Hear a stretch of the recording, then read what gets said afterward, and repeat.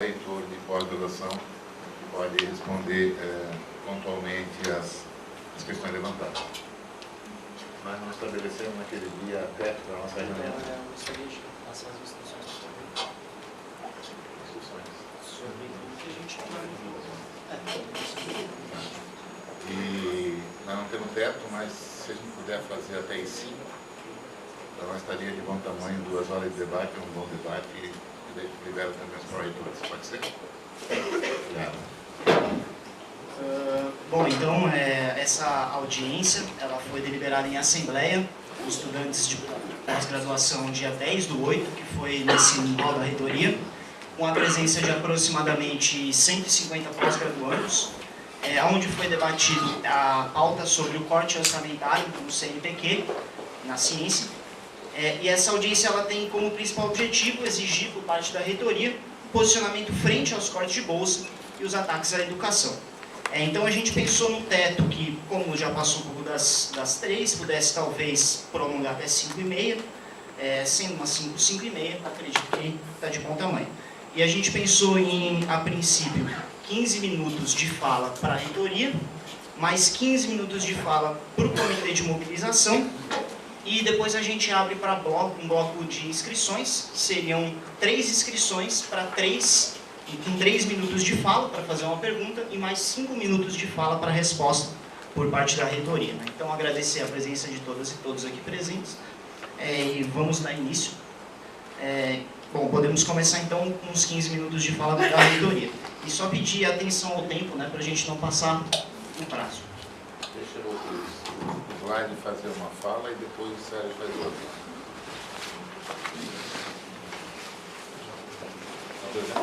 Bem, boa tarde a todos, todas, o nosso professor Sérgio, reitor de pós-graduação, ao Jair, reitor de administração.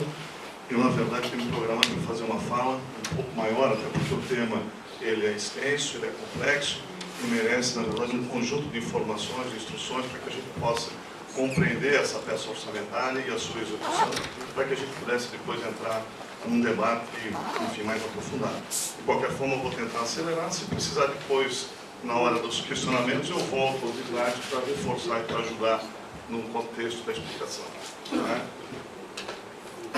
Bom, importante lembrar que o orçamento ele começa com algumas fases. Ele passa pelo PPA, ele passa pela LDO e ele passa pela LOA, que tem orçamentário anual. É importante lembrar que o Executivo ele tem prazos constitucionais e naturalmente passa pelo Legislativo, que também tem que devolver depois em tempo para a gente poder ser aprovado e para poder entrar na execução. Essa relação que existe entre o Poder Executivo e o Legislativo, entre o PPA, depois a LDO e depois a LOA. São 3 peças que vão ter que passar, tem que ter discussão e tem que ter naturalmente a aprovação. A última etapa é naturalmente a LOA. Bom, isso aqui é um esquema, um detalhamento de como é que funciona. Então, o importante é que eu vou rapidamente sintetizar, porque assim, a gente quando fala em orçamento, a gente imagina, ou a maioria das pessoas imagina que a gente tem autonomia de poder dizer quanto é que a universidade precisa para suas atividades. Infelizmente, não é assim. A gente consegue sim definir, dizer como é que a gente vai, na verdade, executar esse orçamento. O governo federal, por conta das suas limitações, estabelece ou tem, na verdade, a composição da peça orçamentária e divide esse montante orçamentário em todas as suas unidades. E, por conta disso, divide o montante ou o bolo do MEC, e o MEC, por sua vez, divide também entre as suas unidades que estão relacionadas diretamente. Então, esse montante é definido pela Secretaria de Orçamento e Finanças do Ministério do Planejamento, ele passa para o Ministério, que passa, por sua vez, para a Universidade, que preenche a execução em programas, ações, subtítulos, e depois isso retorna para o MEC, para a SOF do Ministério do Planejamento, que finaliza, ou seja, consolida todas as peças orçamentárias de todas as unidades do governo federal numa única matriz, ou numa única peça orçamentária. Encaminha para o Ministério do Planejamento, e Presidência da República, que vai à Assembleia Legislativa, a Câmara Federal, que naturalmente vai discutir, vai aprovar e vai devolver, e depois vai entrar em execução. Então, isso Ou seja, o orçamento de 2018 começa sendo sempre discutido no ano anterior, como foi o de 2017, em 2016, assim sucessivamente. Aqui tem algumas explicações, mas vou passar. E aí tem um fato aqui, um dado, um slide que é importante para a gente poder depois discutir orçamento, liquidação e finanças. É importante a gente entender as fases do processo orçamentário. A gente tem o hábito de entender que o orçamento é recurso financeiro na conta. Não é, são situações bem distintas e bem diferentes. E aí, essas 6 fases são importantes para que a gente compreenda o que a gente vai discutir depois mais à frente. Então, é importante lembrar o seguinte, que o orçamento começa com a LDO, com um projeto de lei e com a lei. Isso vai ter que finalizar sempre, normalmente, a intenção é no ano atual, para ser aplicado no ano subsequente. Em algumas situações, em alguns casos, a lei acaba sendo aprovada no ano já em que ela vai vigorar. Bom, aprovada a LOA, aprovada a lei orçamentária para o governo federal, cada instituição já sabe qual é a sua fatia orçamentária e começa, na verdade, a execução. Então, a gente, ou o gestor público, ou as unidades públicas, só podem, na verdade, fazer despesas no momento, tendo como básicos e como sustentação o orçamento. Ninguém pode gastar aquilo que não está previsto no orçamento. Isso é um dado importante. Mas a gente tem uma despesa, se não está previsto no orçamento, não tem como gastar. Se o orçamento já está todo comprometido, empenhado, também não tem como executar, infelizmente. Isso é uma forma de controle. É uma forma que às vezes engessa e atrasa o processo, mas é assim que funciona em toda a história do nosso país. Então, e não é só aqui, em outros países também.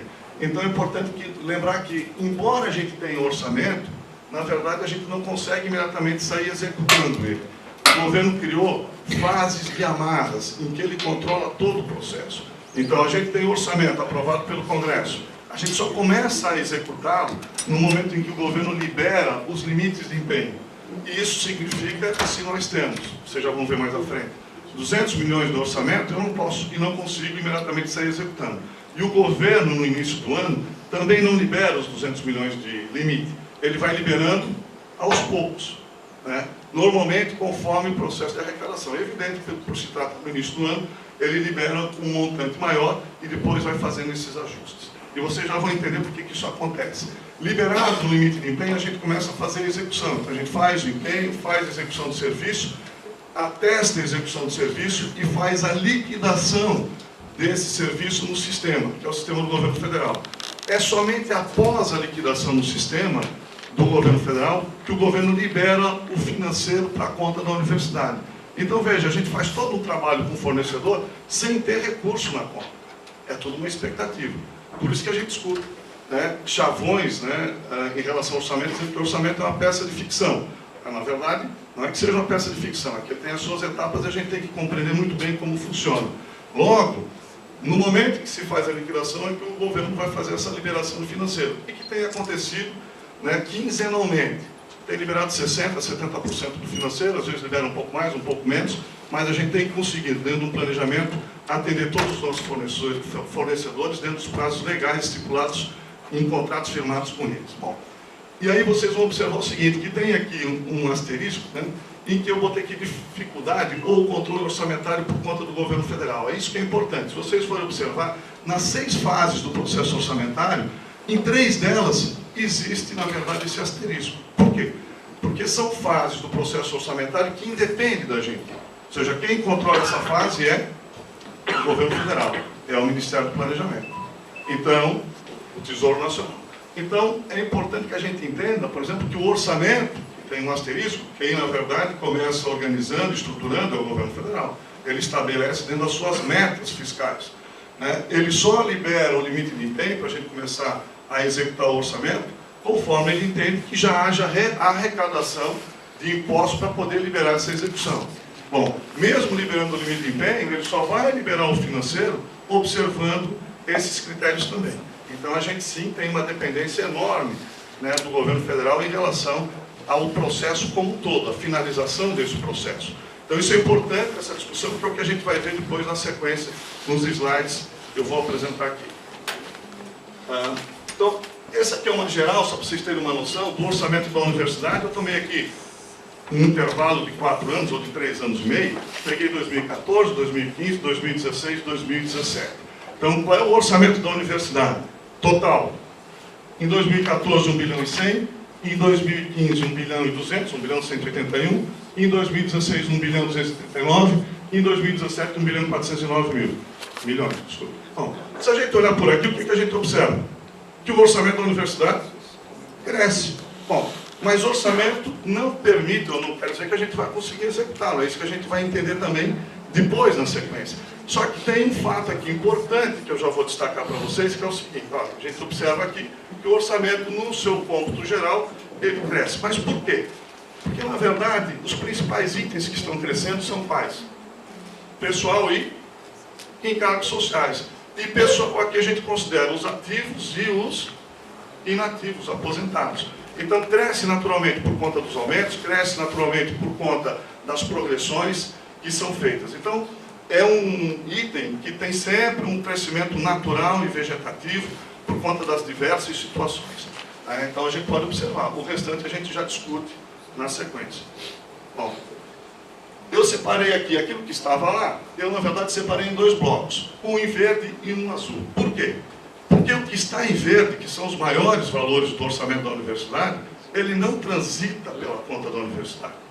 Ou seja, todo esse orçamento de ativos e de inativos e de encargos sociais, eles são controlados também pelo Ministério do Planejamento e pelo Tesouro Nacional. Então, a universidade faz a folha de pagamento dos ativos e inativos, envia esse comando para o governo federal e, naturalmente, depois o governo federal libera o dinheiro para o banco contra a folha de pagamento da universidade. Então, em nenhum momento a gente tem autonomia de gerir, de movimentar esse recurso. Ele está vinculado, né? Ou seja, é mais uma forma de controle. Bom, então, nós, na verdade, não temos gerência nenhuma sobre esse montante. O que, na verdade, a universidade tem de autonomia para poder fazer a gestão é esse bloco que está em azul. São esses 4 itens. Custeio capital, recursos próprios e emendas parlamentares. Eu estou simplificando aqui, porque se alguém quiser e tiver curiosidade, tudo isso está no Tesouro Gerencial, que é um site do governo federal que apresenta todos esses dados da nossa universidade e de todas as outras universidades. É um dado público. Então, assim, lembrando que se alguém pesquisar lá, vai ver que recursos próprios ele se divide ou em custeio e em capital. Eu resolvi deixar separado justamente para a gente entender que esses valores, esses montantes aqui, somos nós que conseguimos arrecadar. Esses aqui vêm do Tesouro Nacional, mas nós temos condições de fazer essa gestão. Então, deixa eu separar aqui. Então, na verdade, a universidade, o seu custeio, os seus investimentos, tem em orçamento, ou teve em orçamento em 2014, 250 milhões. Em 2015, 236. Em 2016, 213. E em 2017, 215 milhões. Considerando o quê? Custeio, que é para manutenção, capital, que é para investimentos, recursos próprios, que são expectativas de arrecadação da própria universidade. E aí, para vocês entenderem, recurso próprio é o valor que se cobra do passe do RU, é o valor dos aluguéis, né, dos espaços públicos que são licitados, é os valores, né, de cobrança das taxas da Fortaleza, tudo isso é um montante de arrecadação para a universidade. Então, são montantes que se estimam. Depois a gente verifica na prática essa execução. E de emendas parlamentares são, na verdade, as contribuições que os parlamentares fazem por uma ação da universidade e contribuem com um orçamento para ações específicas dentro da universidade. Bom, o fato é o seguinte, o que a gente observa aqui é o quê? Uma queda. Naquilo que a universidade tem condições de gerenciar, há uma queda no orçamento.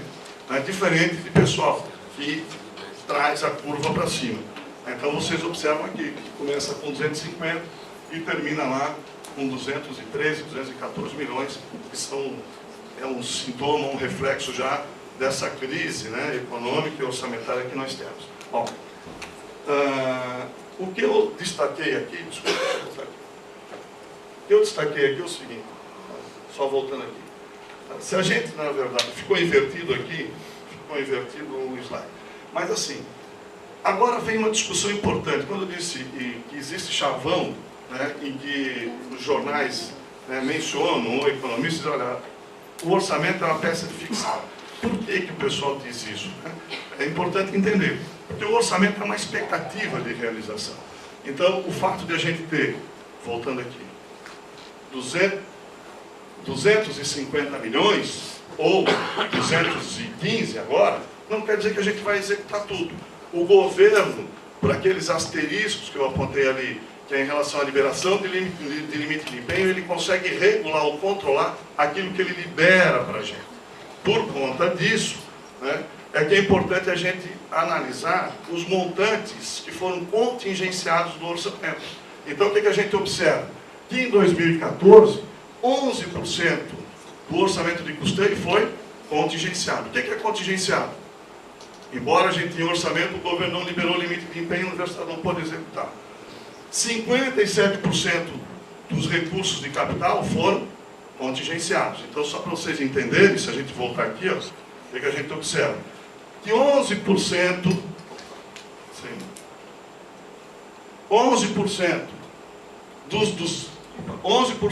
dos 126 milhões foi contingenciado. Ele não liberou o limite para a universidade executar. 57% dos 50 milhões foi contingenciado. Então, dos 50 milhões, nós recebemos 22 milhões só lá em 2014. Então, essa é a ação que o governo faz sobre o orçamento.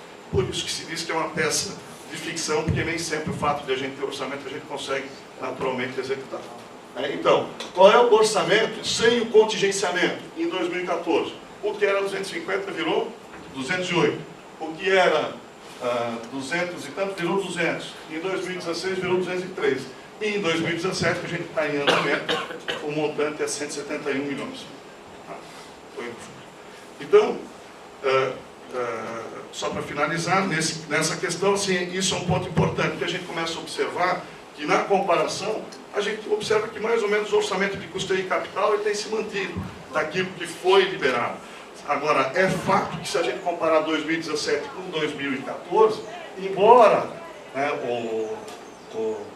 aqui na verdade nós temos aí quase 200 milhões de orçamento, só que foi liberado até agosto, a gente observa que o governo não liberou ou não incluiu no orçamento o quê? O reflexo da inflação e o reflexo do crescimento natural, o aumento vegetativo que a universidade tem, que é um crescimento real, estimado sempre em 2,5%.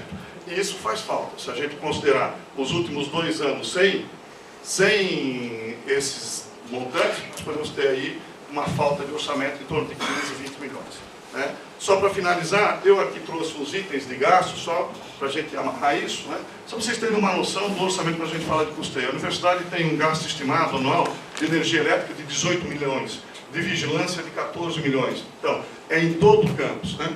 De bolsas, estágio, 12 milhões, de água e esgoto, 5 milhões. Né? Os campos, nós temos aí 15 milhões em todos os gastos que a gente tem previsto.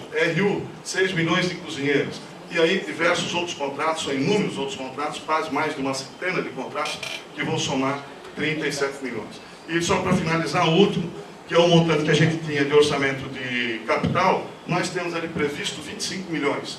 Nós tivemos liberação de 45% de limite, então a gente está conseguindo executar 11 milhões e 250 mil. Como é que nós executamos isso? Dessa forma aqui, 3 milhões e 500 mil para o prédio de socioeconômico, 1 milhão e 500 mil é a estimativa para as quadras poliesportivas que estão sendo reformadas, nós temos 1 milhão e 500 que foi liberado para todos os centros de ensino, de capital. Né? Mais estação de esgoto de Curitibanos, que é uma demanda judicial que nós somos obrigados a cumprir. Nós temos aqui para a área de TI, de informática da universidade, 3 milhões. Nós temos diversos, mais ou menos 1 milhão, que são inúmeros atendimentos, que dá mais ou menos os 11 milhões e 250 mil. É isso que a gente tem programado. Né? Aí eu teria aqui outros itens, mas a gente discute, já foi pedida a conclusão. Então, assim, essa é a situação que a gente tem vivenciado. Mas, de qualquer forma, agora já agradeço e fico à disposição aqui para as discussões que virão na sequência.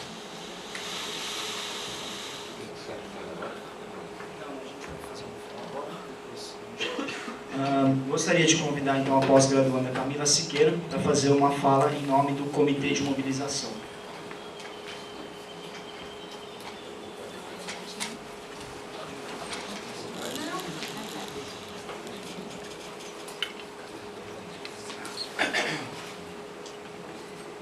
Então, primeiro eu queria dar boa tarde a todas e todos. Eu faço uma fala, então, em nome do Comitê de Mobilização, que foi tirado na última Assembleia dos pós-graduandos da UFSC, né? E que foi quem chamou essa audiência, né? E aí eu começo a minha fala, retomando algumas coisas da fala do Vladimir, para a gente lançar o debate, essa é a ideia, né? É muito importante esse momento da gente conhecer o orçamento da universidade. Isso, enfim, é algo que tem que ser destacado, né? Mas a nossa intenção aqui é discutir um elemento que apareceu nessa fala, que é o seguinte, né? O governo federal é quem divide o bolo. Ele divide o bolo e ele controla a liberação desses recursos a partir dos contingenciamentos, né?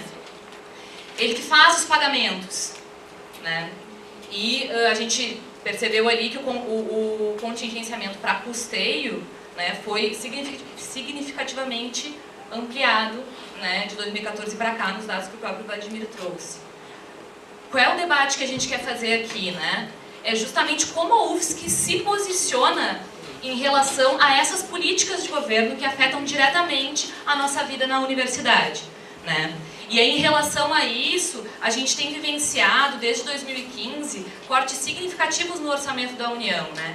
Em 2015 chegou a quase 70 bilhões, em 2016 quase 30 bilhões, e esse ano já chega a quase 45 bilhões, né?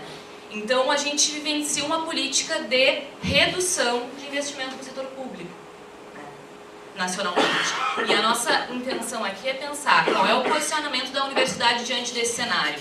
Porque a gente precisa ter esse posicionamento para conseguir, né, porque isso nos afeta diretamente, como foi apresentado na própria exposição, né. Além desses cortes, nós temos também aprovado no final do ano passado a Emenda Constitucional 95, que impõe tetos de gastos públicos, né? O que demonstra que essa realidade não é uma realidade pontual. Esses cortes não são pontuais, emergenciais, né? A Emenda Constitucional 95 ela é uma emenda que ela prevê o congelamento do investimento público por 20 anos, né? Então, é uma política bastante drástica.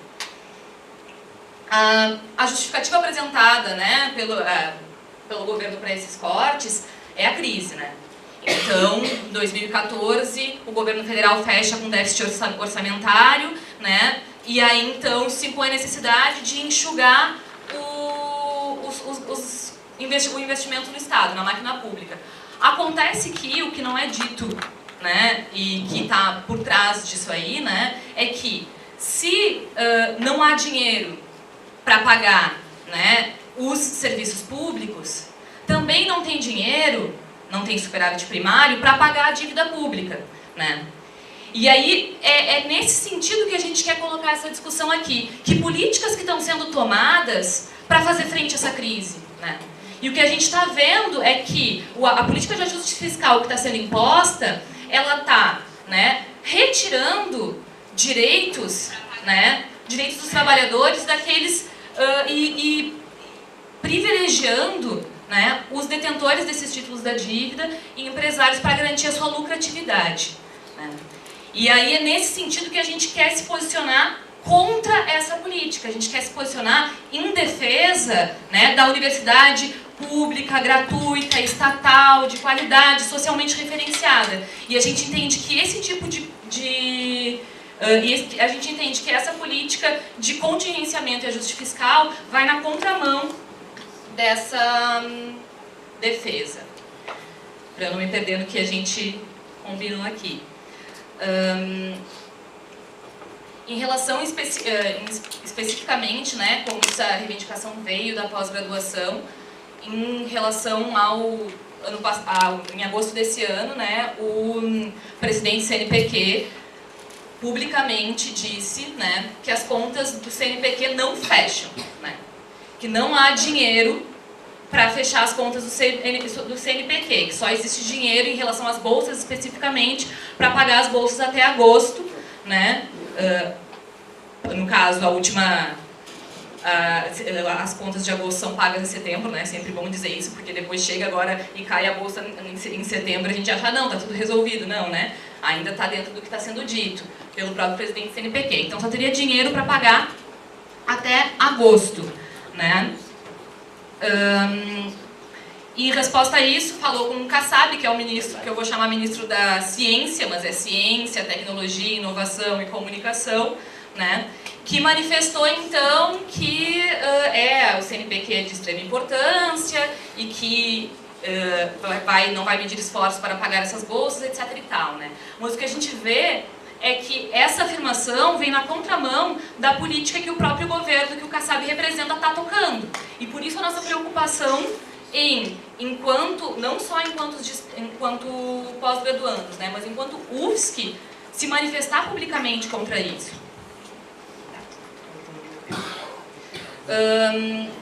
E aí entender um pouco por que falar desses cortes no orçamento para falar do corte no CNPq, né? O Ministério da Ciência, ele também sofreu, com o contingenciamento, sofreu cortes gravíssimos, né? Esse ano só, o Ministério da Ciência sofreu um corte de 44%. E também, em 2010, né, o orçamento do Ministério da Ciência chegava a 10 bilhões, que é ajustados pela inflação, né? E a previsão para esse ano era para 6 bilhões, sendo que já foi reduzido em 2,5 bilhões. E além da redução evidente, tem um outro elemento aí que às vezes fica mascarado, né? Até o ano passado, o Ministério da Ciência era do Ministério da Ciência, Tecnologia e Inovação. Do ano passado para cá, ele passou a incluir também o Ministério de Comunicação. Então, nós tivemos uma redução de 44% no investimento nesse ministério, né? E ele ainda cresceu de tamanho, né? Então, a situação é realmente alarmante. E é nesse contexto que a gente tem que compreender a falta de recursos do CNPq e a importância da gente se posicionar, né, em defesa dos recursos públicos para pesquisa, né? O CNPq hoje atende, segundo os dados, manifestação do próprio presidente do CNPq, ele financia cerca de 100 mil bolsas de pesquisa, né? E é a principal agência de pesquisa no país e de desenvolvimento de ciência e pós-graduação, né? Em relação aos investimentos específicos do CNPq, de 2014 até o final de julho de 2017, os investimentos em bolsas e projetos passaram de 2,8 milhões para 672 mil. Né? E aí, é importante destacar que, né, para fechar esse ano, o CNPq precisaria de 505 milhões mínimo para fechar o ano. Né? Para conseguir vencer o ano que vem, ele precisaria de 1,9 bilhão. Tá? E essa perspectiva, ela fica cada vez mais distante diante desse cenário, com a aprovação da emenda constitucional dos tetos de gasto, que impossibilita a ampliação de investimentos de recursos. Mas é importante também destacar aqui que esse 1,9 milhão já é 1 milhão, quase 1 milhão a menos, né, do que o orçamento de 2014. Uma outra questão que afeta também o CNPq foi o contingenciamento do Fundo Nacional de Desenvolvimento Científico e Tecnológico, que previa, né, uma liberação de 400 milhões de recursos para o CNPq esse ano e liberou somente 60 milhões. Né? E aí é interessante falar da lógica do contingenciamento, porque é importante também notar essa diferença, né, de que existe o orçamento quando ele está contingenciado. Só que se ele está contingenciado, ele não está liberado, ele não está podendo ser usado, entendeu? E no final das contas, para a gente conseguir pagar o nosso aluguel no final do mês, para a gente conseguir comprar a nossa comida, para a gente conseguir se locomover, a gente precisa do dinheiro na conta, né? Então o contingenciamento, por mais que ele não seja de imediato um corte, quando vira o ano e ele não foi liberado, ele caracteriza um corte, né? E a gente precisa identificar isso. Então, o que está em jogo nesse momento, assim, né? O que está em jogo é a vida de milhares de bolsistas e o que está em jogo é a soberania da produção de conhecimento nacional. A vida de milhares de bolsistas porque as bolsas não são um auxílio. As bolsas, elas não são um complemento, né? A bolsa é a principal fonte de renda do pesquisador, né? Em especial porque, inclusive, os programas nos impossibilitam de trabalhar recebendo bolsa. né? Então a bolsa ela é fundamental para a nossa subsistência, né? Uma bolsa que não é reajustada desde 2013, né? E que então a gente já vê esse ataque, né, esse ataque à pós-graduação acontecendo desde lá, né, e que agora sofre uma drástica ameaça de redução, né? Não só nos seus valores, mas no seu quantitativo.